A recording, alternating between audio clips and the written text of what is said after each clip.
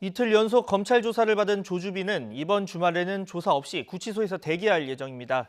검찰은 12,000쪽에 달하는 조주빈 관련 기록을 분석하면서 범죄단체 조직죄 적용 등 이 법리 검토에 집중할 것으로 보입니다. 취재기자 연결합니다. 박기환 기자. 네, 사회부입니다. 네, 검찰 이번 주말에 대면 조사 대신 이 기록 검토에 집중하고 있죠. 네, 그렇습니다. 지난 25일 조주빈이 송치된 이후 검찰은 어제까지 이틀 연속 소환 조사를 진행했습니다. 특히 어제는 텔레그램을 어떻게 사용하게 됐고 단체방을 어떻게 개설했는지 등 사실관계를 확인했습니다.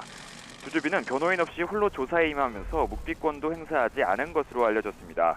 검찰은 이번 주말에는 별다른 조사 없이 신문조서와 수사기록 검토에 집중하기로 했는데요.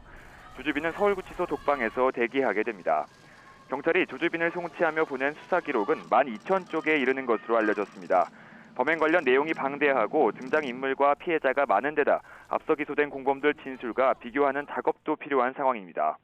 앞서 서울중앙지검에서 구속기소한 박사방 공범, 일면 직원들은 모두 4명인데 이 가운데 일부는 조주빈의 지시에 따라 범행을 저질렀다고 진술한 것으로 알려졌습니다.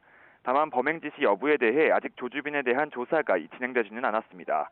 검찰은 일단 지난 이틀 동안의 조사에서 혐의 인정 여부와 기초적인 사실관계를 파악했고 이번 주말에는 다음 주 본격적인 수사에 앞서 준비에 초점을 맞추는 것으로 보입니다.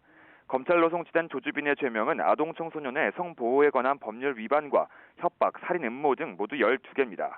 검찰은 특히 법무부가 검토하라고 지시한 범죄단체 조직죄를 적용할 수 있는지도 살피고 있습니다. 또 조주빈 일당의 가상화폐 몰수 추징 방안을 고민하고 공범과 이른바 관전자들에 대한 수사도 경찰과 협의하며 법리를 검토하고 있습니다. 혐의가 많고 수사 기록도 방대한 만큼 검찰은 다음 주 월요일부터 다시 강도 높은 조사를 이어나갈 방침입니다. 지금까지 사회부에서 전해드렸습니다.